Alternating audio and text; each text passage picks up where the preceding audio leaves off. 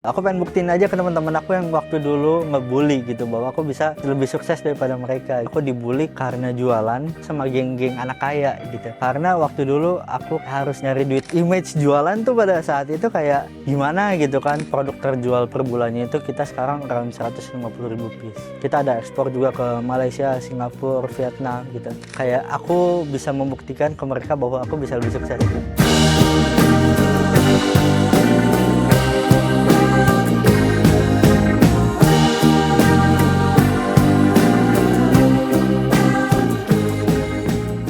Ya, perkenalkan, nama aku Faiz Dafatullah. Sekarang umurku 23 tahun. Aku punya beberapa brand. Yang pertama ada brand Antarestar yang udah aku jalanin 5 tahun belakang ini dari tahun 2019. Kemudian ada beberapa brand fashion juga. Aku punya Nelava, brand Muslim fashion. Kemudian aku CEO dari Gendes, Cavella, Iman, dan Sims. Jadi aku ada dua kategori bisnis gitu, yang fashion bisnis sama personal care bisnis. Ini in total tuh aku ada 7 brand. Jadi kalau buat yang fashion business ada di Harapan Indah Bekasi, kalau buat yang personal care itu ada di Bogor. Sebenarnya kalau bisnis model sendiri kita fokus di online ya, walaupun kita ekspansi juga di offline gitu. 2019 kita itu mulai jualan online, kita fokus jualan di beberapa marketplace kayak Shopee, Lazada, Tokopedia, TikTok, dan yang kita lagi fokusin sekarang itu Shopee sama TikTok karena yang lagi racing banget nih growth-nya gitu. Kemudian kita jual beberapa kategori produk dari mulai outdoor, fashion, urban, sama sport gitu. Sebenarnya kalau dari keluarga seperti apa, orang tua aku dua-duanya kerja juga. Sekarang aku masih kerja juga, udah sekitar 25 tahun kerja. Ibuku juga around 10 tahun kerja, tapi sekarang bantuin juga di bisnis aku sih. Tapi so far sebenarnya dari keluarga aku nggak ada yang pengusaha. Jadi kayak aku satu-satunya yang pertama kali bikin usaha. Sebenarnya kalau dari segi ekonomi mungkin kalau bisa dibilang bukan yang terlalu ada banget, tapi middle lah gitu. Ayah sekarang kerja di Astra, ibu sekarang bantuin aku juga di sini. Nah, sebenarnya kalau sempat kerja atau enggak, kebetulan aku business owner yang belum pernah kerja gitu. Jadi memang aku mulai dari kelas 4 SD aku udah mulai jualan. Jadi waktu itu di sekolah kayak ada fair event kayak gitu, aku jualan minuman gitu, aku jualan makanan. SD kelas 6 pun aku jualan juga, beli dari Tokopedia atau Kaskus, aku jual di sekolah. SMP aku dari pesantren di Tasikmalaya, itu aku jualan juga. Jadi sebenarnya basically tuh dari mulai kelas 4 SD sampai SMP itu aku jualan, kayak beli dari luar gitu ya, beli dari toko, aku jual lagi di tempat-tempat yang aku punya marketnya gitu. Kemudian SMA barulah aku bikin bisnis lah gitu, maksudnya aku bangun tim gitu, aku hire tim, terus aku baru mulai bikin brand gitu sih. Jadi waktu itu di pesantren aku sempet jualan macam-macam, palu gada, jualan jam tangan, jualan nasi goreng, jualan pulpen yang nyala gitu, yang waktu itu buat nyontek gitu ya. Jadi sempet jualan macam-macam gitu, karena waktu dulu aku kayak harus nyari duit tambahan aja sih buat jajan gitu. Jadi gimana caranya aku dapat duit jajan pada saat itu 400.000 sebulan. Terus aku pengen gimana caranya ini bisa generate 2 kali atau 3 kali lipatnya. Kemudian aku kepikiran karena udah sempat jualan dari SD, pas di SMP itu pesantren tuh kan marketnya tuh banyak tuh ya, santri-santri gitu. Kemudian yang pengen santri beli tuh banyak, mulai dari flash disk, mereka butuh buat misalnya kalau dapat tugas dari sekolah gitu ya. Jam tangan mereka butuh juga, nasi goreng biasanya kalau malam-malam lagi lapar. Dan uniknya ini nasi goreng sebenarnya aku jualan karena aku bantuin, ada kalau di pesantren tuh ada yang namanya ibu-ibuan. Ibu-ibuan tuh jadi kita dapat kayak tempat makan gitu. Kalau pesantren Tasik tuh setiap rumah itu ada tempat buat kita makan, ada kayak orang yang masaknya lah gitu. Dan pada saat itu si ibu ini tuh lagi butuh uang, buat pengobatan anaknya kalau nggak salah. Terus aku coba bantuin dan aku jualin nasi goreng dari ibu-ibu itu, jualin ke semua santri, kayak datang ke kobong-kobong, ke kamar-kamar ada yang mau nasi goreng, dan di situ kan aku dibully gitu, kayak oh ya abang nasi goreng gitu. Pas jualan jam tangan sama juga tuh, dibully juga, oh ya abang jam tangan dan segala macamnya gitu. Sebenarnya kalau dibully tuh mulai dari SD, SMP, dan SMA setengahnya lah gitu karena jualan. Kayak image jualan tuh pada saat itu kayak gimana gitu kan, wah lu jualan lu nggak punya duit atau gimana sih gitu, all in. Jadi dari modal 400.000 aku milih, misalnya bulan ini aku mau beli jam tangan, aku beliin jam tangan semuanya. Jadi aku nggak punya duit pegangan tuh biasanya, alhamdulillah laku gitu.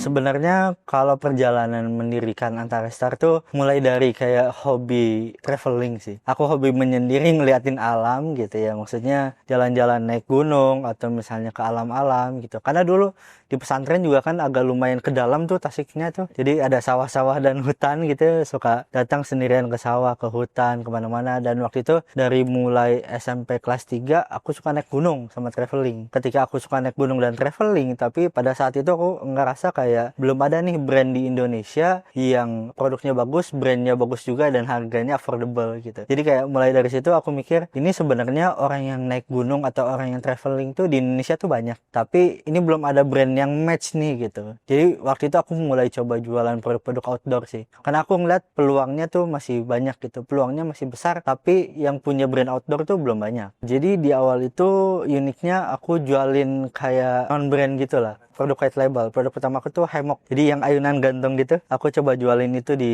marketplace. Awalnya itu dari mulai ayunan gantung itu, terus mulai ekspansi ke produk-produk outdoor yang lain. Pas waktu itu kita udah coba produk hammock itu, kebetulan alhamdulillahnya produk market fit gitu. Pas di launching pada saat itu, karena mungkin pemainnya belum banyak dan harganya affordable, desainnya bagus juga. Waktu itu sempat pas kita upload di Lazada waktu itu ya, kita jual tuh kayak lagi flash sale tuh dalam waktu 1 jam itu bisa sold 5.000 piece pada saat itu ya, tahun 2000 mungkin 18 kali ya. Tapi sebenarnya awal-awal tuh kita jual, beli dari konveksi itu kita beli 10 piece 20 piece dulu, sampai akhirnya setelah 3 bulan kita nemu caranya nih biar jualan bisa laku lah gitu. Pas kita ngelihat mulai dari hammock itu punya potensi yang gede, kita mulai ekspansi ke produk-produk yang lain gitu. Kayak pas aku coba naik gunung lagi, kira-kira nih yang aku butuhin tuh apa aja sih? Mungkin dari mulai celana, dari jaketnya, dari topinya, tasnya, dan segala macam gitu. Jadi by experience gitu aku develop produk dan ekspansi produknya tuh sesuai kebutuhan ya. Sebenarnya kalau mulai jualan di e-commerce-nya pas kelas 1 SMA itu 2017, mungkin umur di 15-16 tahun deh. Kemudian pas SMA itu aku mulai dari modal 6 juta. Jadi modal 6 juta itu awalnya jualan palu gada dulu sebelum Antarestar gitu. Jadi jualan barang-barang yang lagi viral. Waktu itu aku sempat jualan fidget spinner juga yang lagi viral gitu. Kemudian pokoknya waktu itu pas aku ngeliat market di modal 6 juta itu, aku fokus jualan di produk-produk yang viral sih. Kemudian digulung-gulung-gulung sampai sekarang. Alhamdulillah.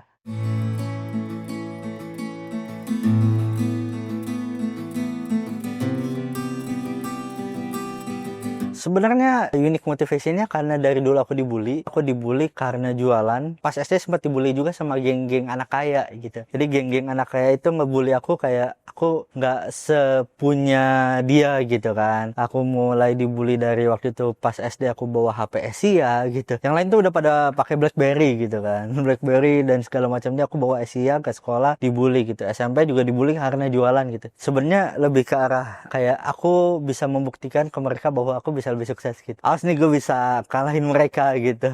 Kalau buat perkembangan Antarestar dari tahun ke tahun, itu kita mulai 2019 akhir nih Antarestarnya ya gitu. Pas kita mulai 2020 awal COVID. Aduh, baru juga mulai bisnis, baru bikin rebrand, dan baru yang tadinya bisnis di rumah, kita pindah ke ruko. Terus tiba-tiba COVID kan, gimana kita cara ngadepinnya gitu. Jadi waktu itu ya dalam bisnis kan kita harus agile juga ya. Maksudnya pas ada momen apa kita berubah gitu kan. Kita adaptif lah terhadap momen gitu kan. Dari situ sebenarnya COVID juga yang bawa kita untuk grow. Karena kita mikir gimana caranya kita bisa survive di COVID. Pertama itu jualan masker, terus sempat jualan boxer di rumah gitu, jualan produk-produk olahraga di rumah. Jadi pas 2020 itu semuanya COVID, kita adaptif terhadap market gitu, kita jualan produk-produk yang dibutuhin. Disitulah Antarestar mulai grow di e-commerce. Kemudian pas COVID mulai agak reda nih, adalah TikTok ya, yang mana sebenarnya TikTok itu turning point kita bisa jadi Antarestar sampai sekarang. Pada saat yang lain masih ngelihat TikTok itu apaan sih TikTok gitu kan, kayak joget-joget doang apa. Dan ternyata sekarang tuh TikTok jadi salah satu tools marketing paling works gitu, paling ampuh buat viralin sebuah brand kan gitu. Jadi journey dari 2020 akhir kita mulai TikTok, bikin konten seadanya. Kemudian di 2021 tuh mulai grow tuh TikToknya, banyak yang FYP. Kita mulai ekspansi juga di e-commerce,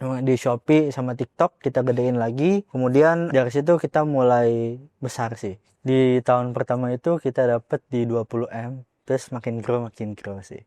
gitu. Jadi alhamdulillah setiap tahun ke tahun kita grow 50-70% sih. Targetnya sebenarnya year on year-nya kita grow-nya 100%. Karena aku punya historical sempat jualan palu gada dulu kan gitu. Jadi aku udah tahu gimana cara main di marketplace. Kan pada saat itu marketplace sangat price sensitive gitu kan. Orang tuh mau beli di marketplace karena harganya murah dan karena ada COD. Jadi sebenarnya basically kenapa waktu itu aku bisa grow-nya lumayan cukup tinggi, yang pertama karena 2020 Covid. Semuanya yang tadinya offline jadinya online. Itu salah satu opportunity paling tinggi, dan pada saat itu aku udah ada tim produksi lah yang bikin barang. Aku jualan di situ dengan price yang lumayan affordable, dengan kompetitornya kan belum banyak, harganya affordable dan semua orang harus online. Itu sebenarnya poin grow-nya gitu. Jadi kita grow by momentum juga gitu. Karena kita tadi punya historical gimana cara ngiklan, gimana cara bikin bisnis, dan gimana cara manage jualan di e-commerce, ketemulah dengan momentum dan alhamdulillah kita grow dari situ sih. Bulan pertama bikin brand gitu aku dapat around 500 jutaan sih gitu.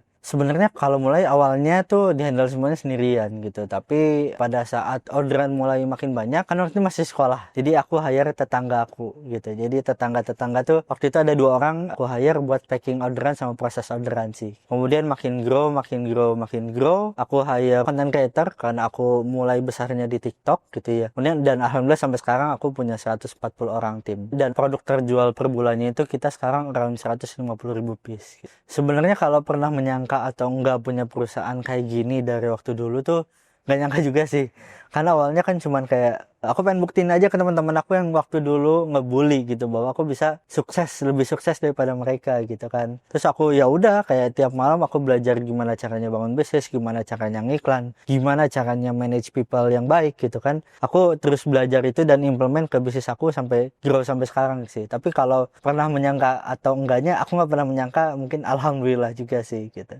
Sebenarnya kalau buat pencapaian itu aku lumayan cukup, karena aku selama bertahun-tahun nggak pernah ngambil untung juga dari perusahaan. Jadi aku cuma ngambil gaji. Jadi kan memang kalau kita bangun perusahaan yang corporate, itu harus profesional kan gitu. Mungkin kalau dilihat-lihat juga aku nggak punya rumah, aku nggak punya mobil, dan aku sebenarnya nggak punya aset. Jadi semuanya full selama mungkin 7 tahun, dan dari awal aku bisnis ya udah diputerin terus, makanya bisa sampai sekarang. Itu sebenarnya key point-nya, kok bisa sih sampai gede? Mungkin kalau orang lain ketika awal-awal ngebangun bisnis punya profit diambil kan. Dan aku selama total 8 tahun aku nggak pernah ngambil profit dari bisnis sampai sekarang. Sebenarnya karena didikan dari orang tua juga sih gitu. Maksudnya karena orang tua grow dari bukan yang berada gitu. Jadi kayak punya mindset mau duit kita sebanyak apapun, gaya hidup kita nggak boleh nambah gitu. Jadi memang develop orang tua dari mulai SD sampai sekarang gitu ya, dari mulai kecil lah gitu, di develop untuk hemat terus, dan ya udah puterin dulu aja di bisnis gitu. Karena apa namanya, aku ngelihat mungkin saat ini pas muda saatnya aku kayak membuang kesempatan untuk foya-foya dan lain-lain gitu. Tapi aku yakin gitu suatu saat nanti pas ketika semua udah mature, semuanya udah stabil, kayak itu akan ada waktunya sih gitu. Rencananya sih tergantung size perusahaannya juga sih. Kayak aku punya target, aku pengen capai omset sekian dulu dengan profit sekian per tahunnya di perusahaan nih. Ketika udah achieve itu kayaknya udah saatnya gitu.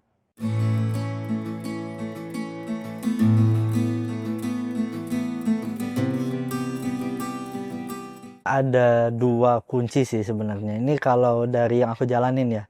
Yang pertama itu business it's all about action. Jadi banyak orang tuh cuman kayak ngomong, gue punya ide bisnis A, gue punya ide bisnis B, ini ide bisnis gue tuh bagus banget nih, tapi rata-rata semuanya nggak action gitu. Kayak cuman ngide doang, cuman kayak bikin konsepnya doang, nggak langsung dijalanin gitu. Padahal pada saat itu mungkin opportunity-nya ada. Jadi kayak pas aku waktu itu kayak ada opportunity-nya, aku punya ide sedikit, kayak aku langsung jalanin. Itu yang pertama, business it's all about action. Apapun ketika kita punya ide, ketika kita punya kayak opportunity lah gitu, kita harus langsung action. Yang kedua, business it's all about people. Jadi bisa besarnya sebuah bisnis, bisa grow-nya sebuah bisnis, bisa profit, minus, dan lain-lain, itu tentang people yang ada di dalamnya. Dari mulai aku bangun Antarestar ini, dari tahun pertama, jadi aku setiap sebelum mulai kerja, itu aku bikin culture untuk ngaji Al-Waqiah dulu. Aku briefing semuanya, aku ngaji Al-Waqiah dulu. Itu mungkin salah satu culture yang unik yang aku implementasiin dari dulu gitu. Kemudian, gimana cara aku nge-treat people-nya itu, kayak aku bikin mereka kayak ya keluarga, temen, dan lain-lain lah gitu. Jadi kayak bukan lebih ke bos gitu. Jadi aku punya kedekatan emosional, personality, hubungan emosional aku terhadap people atau karyawan aku dan tim aku ini tuh lumayan dekat gitu. Itu yang ngebuat kayak bonding kitanya bagus, mereka kenal sama kita, hubungannya bagus, dan mereka akan all in juga ke perusahaan gitu. Dan loyal juga, integritas juga, dan semuanya gitu. Jadi ketika udah di action, kita punya people yang bagus di dalamnya, insya Allah sih perusahaannya bakal grow. Tadi ya, apa arti kesuksesan buat seorang Faiz gitu ya. Sebenarnya arti kesuksesan buat aku tuh gimana caranya aku bisa impact terhadap orang gitu. Jadi kayak dulu aku pas lagi mulai ngerintis Antarestar awal-awal gitu ya, aku punya tim yang tadinya dia anak packing. Datang daftar cuman anak packing yang gajinya 50.000 sehari gitu. Kemudian ternyata kayak aku kenalan sama dia, ternyata punya satu frekuensi lah. Aku develop, dan sekarang dia juga jadi CMO dan co-founderku gitu. Dan kemarin itu kayak aku kuliahin dia juga ke Cina. Arti sebuah kesuksesan aku tuh ya bikin orang sukses gitu, bikin impact terhadap orang-orang di sini gitu. Yang aku kuliahin ke Cina juga ada 2 orang gitu. Jadi gimana caranya aku bikin tim di sini itu bisa belajar. Makanya di hari Sabtu itu aku ada yang namanya Sabtu Belajar. Jadi aku selalu ngundang motivator atau misalnya ustadz, atau misalnya kayak belajar tentang bisnis, tentang gimana caranya menghandle mental health gitu ya kalau buat Gen Z gitu. Karena semua timku di sini Gen Z 90%, dan ketika mereka bisa belajar, ketika mereka bisa grow, dan mungkin ada 1-2 orang yang udah sukses nih karirnya gitu ya, dia bisa jadi partner aku juga sekarang. Jadi karir PT Antarestar tuh nggak mentok gitu. Mungkin dari anak packing, tadinya dia naik ke designer, dari video editor jadi content creator, jadi advertiser. Selama 5 tahun dia grow terus, dan sekarang dia bisa jadi CMO dan co-founderku tuh. Itu salah satu kesuksesan sangat berarti sih buat aku.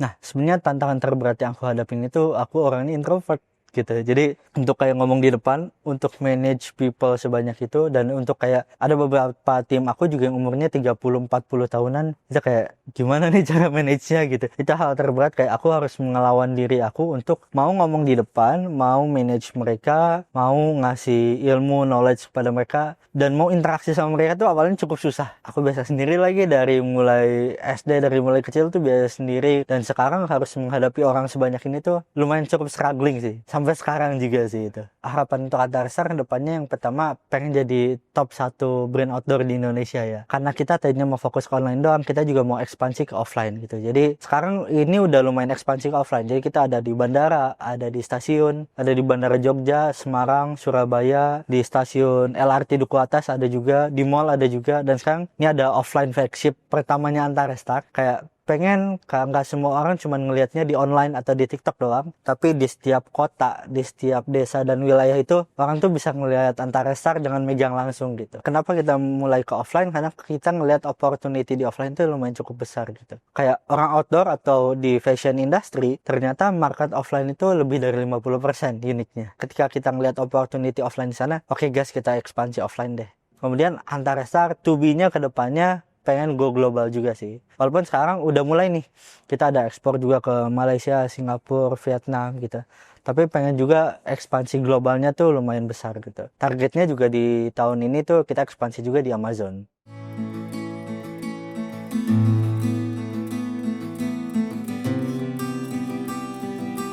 Sebenarnya kata-kata motivasi atau apapun itu kuncinya cuma satu sih untuk bikin sukses. Mungkin teman-teman anak muda di luar sana pengen jadi pengusaha, pengen mulai bisnis, atau pengen ngelakuin hal apapun, kuncinya cuma satu, yaitu ngelawan rasa malas. Karena sebenarnya knowledge yang ada sekarang itu atau sumber informasi itu udah banyak. Ada YouTube, ada podcast, ada video-video YouTube tentang edukasi, ada juga TikTok yang semua tentang edukasi gimana cara kita mulai bisnis. Bahkan sekarang ada AI ya gitu. Source of informationnya tuh udah banyak, tinggal gimana cara kita ngelawan rasa malas. Mau nggak nih yang tadinya scroll TikTok mungkin jadi creator TikTok, yang tadinya cuma nonton YouTube kita jadi belajar, yang tadinya kita cuma maunya kayak tiduran doang gitu ya di rumah, ya udah males-malesan, atau nongkrong, kita jadi belajar suatu hal di platform atau informasi yang udah ada sekarang. Ada ChatGPT, ada Genspark dan segala macam. Kalau kita bisa ngelawan rasa malas, itu insya Allah bisa sukses sih gitu. Musuh terbesar untuk kesuksesan itu ya diri sendiri gitu, yang lawan rasa malas itu sih. Jadi teman-teman, bisnis itu it's all about action. Ketika teman-teman punya ide, punya peluang, ya udah action aja dulu. Kita bakal nemuin hal-hal baru, atau kita bakal nemuin pelajaran baru ketika kita udah action dan ngejalanin bisnis itu atau ngejalanin suatu aktivitas itu gitu. Jadi kalau teman-teman nggak action, gimana mau sukses gitu. Saya Faiz, owner dari Antarestar. Ini naik kelas versi saya, temukan naik kelas versi kamu.